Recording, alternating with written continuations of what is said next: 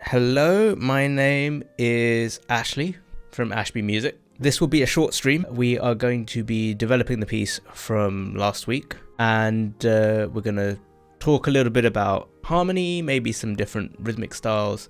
In particular, there's one rhythmic style that I want to apply to this piece and see if it works. So we'll do a quick recap of what we did, and then we shall take it further. So we started with this melody.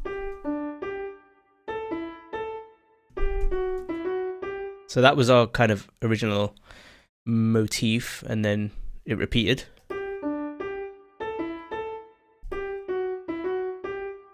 And then it went into this section.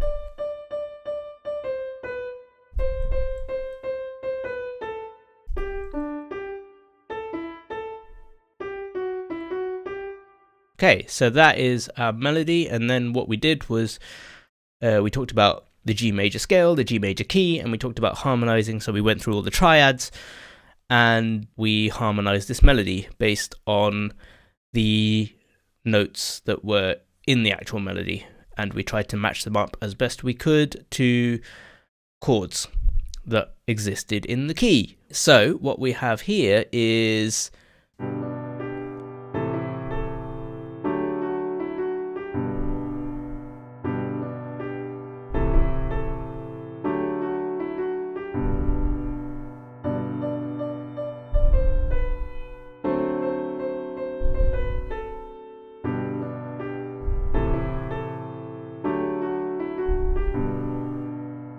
this is good, the harmony works, but it is kind of boring with just semi-breeze and minims, or for the people across the pond in the US, whole notes and half notes. So we're going to spice this up a little bit. What I'm going to do is I'm going to add some extra instruments so I can sketch some more detail here. So what I'm going to do is add another piano below my current piano. Alright, so I'm going to take this and move it to the bass clef of the bottom. So I've got some room to fill in stuff. I am going to put a clef change on that piano there.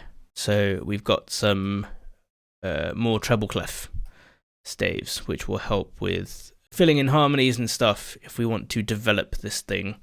Well, my first step to developing this piece will be to take this set of chords, see if I can get the other notes of the chord to be distanced from the bass note. So I want to keep the bass note on the bass stave and put the other chord notes away from the bass stave, because if we put these chords just on the bass stave alone, they sound too heavy, they sound too stodgy, they're not going to sound very nice. So what we need to do is we need to spread the notes of this chord out so that they sound good.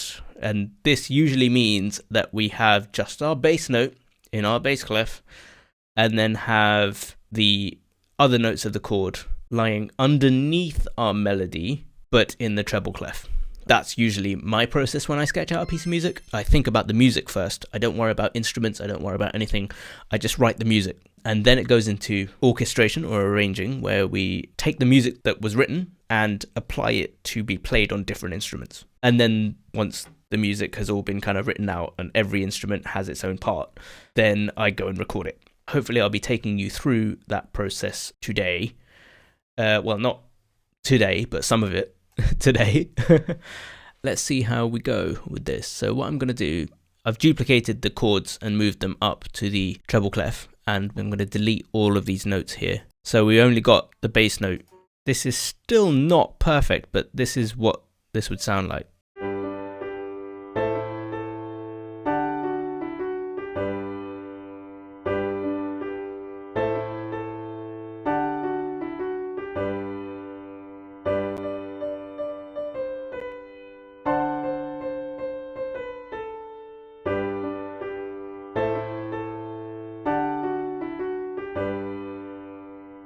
It works, the chords are nice, but the chords are too high. You notice that the melody is kind of in the middle and the chords are sort of up high at the moment. What we want to do is rearrange our chord notes so that our melody is the top note. And this is one of the tricks that a lot of composers use, is making sure your melody is the top note so that it stands out. That's what we want. A nice memorable melody that's catchy, easy to sing, and easy to develop as well. Because if it's as complex as you can make it, then there's nowhere to take it. We'll get to that in a bit, hopefully, but now I'm just going to sort out these chords. So this note here in the melody is a G, so I want my other notes to be underneath that G. Well, since we have the G already in the melody, I don't need the G in the chords, right? I'm going to take this D, move it down. I'm going to move this B down as well. So now what we have that melody kind of standing out a bit because that G is on its own at the top.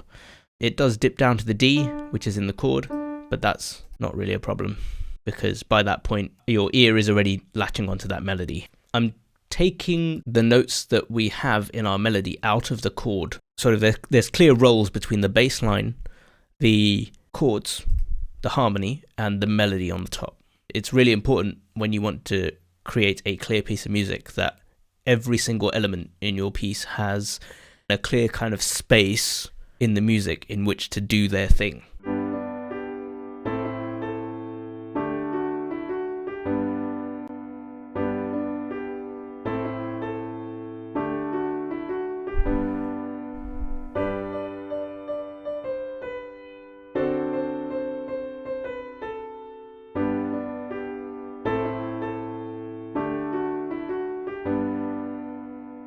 I think it's sounding pretty good at the moment.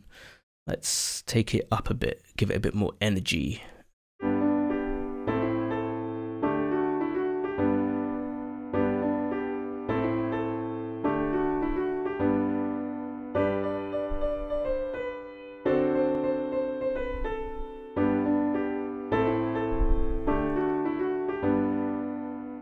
So these are the three most important elements of any piece of music. You've got your melody, your chords, and your bass line. Together, your bass line and your chords make up the second element, which is called harmony. So you've got melody, harmony, and then the third element is rhythm, which we're going to put in now.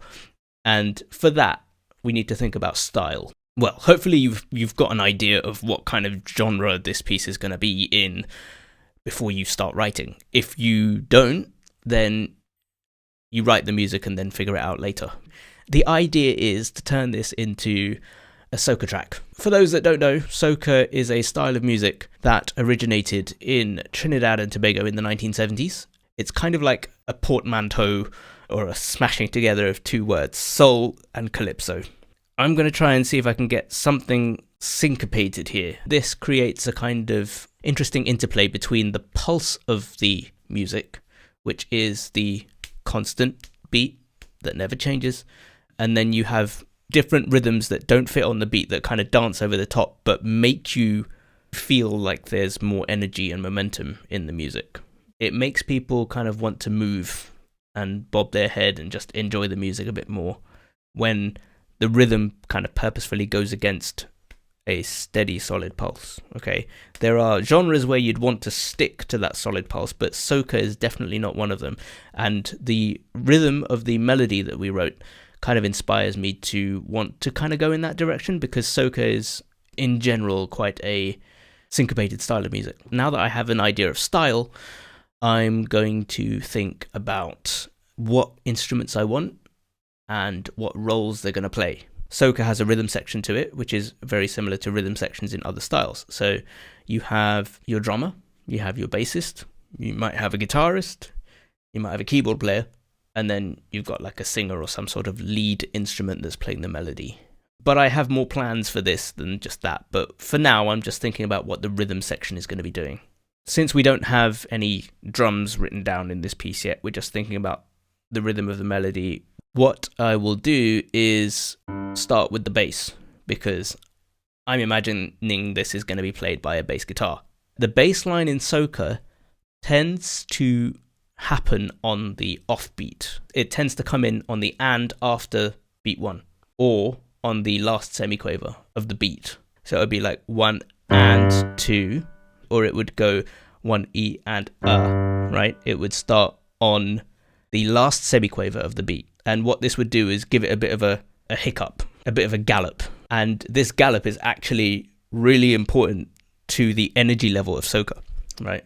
One of the things that bassists do in the soca style is alternate between the octave and the fifth, for example, in our one chord. And then they will go down to the fifth, which is the D.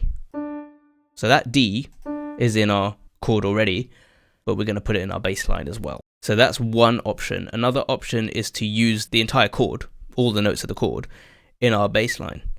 What I'm going to do is I'm going to start this bass line on the last semiquaver of beat 1.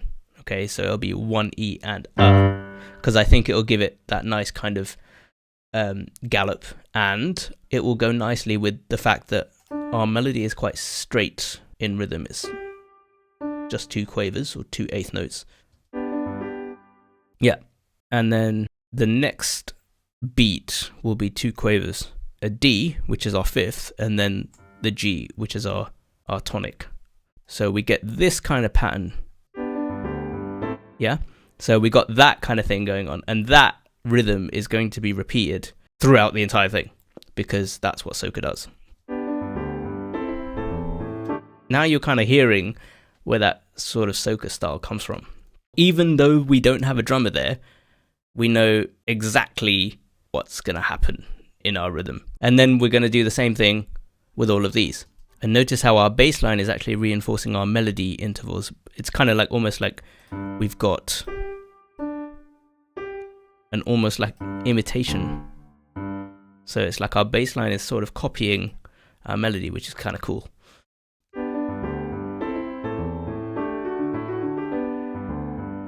Okay, so we have that. Let's see if we can fill in these 2 bars. I could actually copy and paste it, and that would be the easiest way to do it.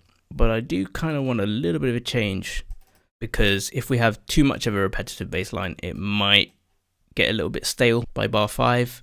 So I want to shake it up a little bit just for those 2 bars. So here we have this.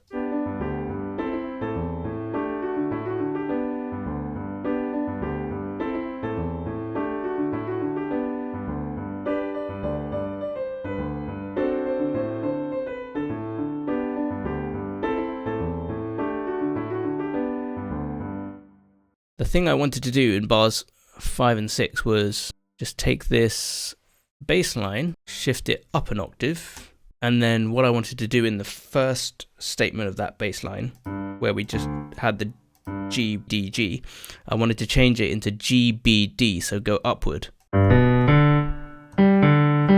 Right? So this outlines the chord. We have G, B, and D in our tonic chord, so any of those notes is fair game to use in our bass line, right? Because we already know those are the notes in our chord and they will work with what we're doing.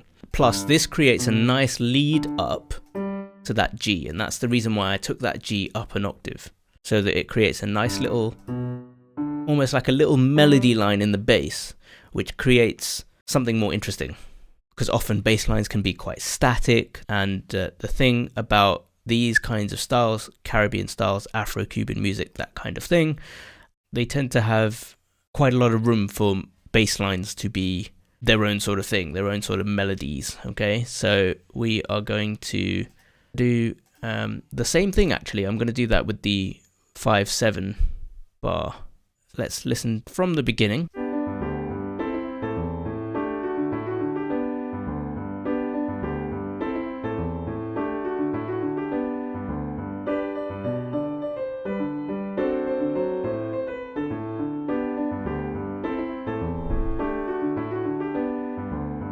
Something like that. And now we have to think about, where are we going? Hey, this is Ashley. Thanks for watching this video. Follow us on Twitch to catch up with future streams, and subscribe to our channel to not miss future videos in this series. Here's a video YouTube thinks you'll like. We'll catch up with you again over there.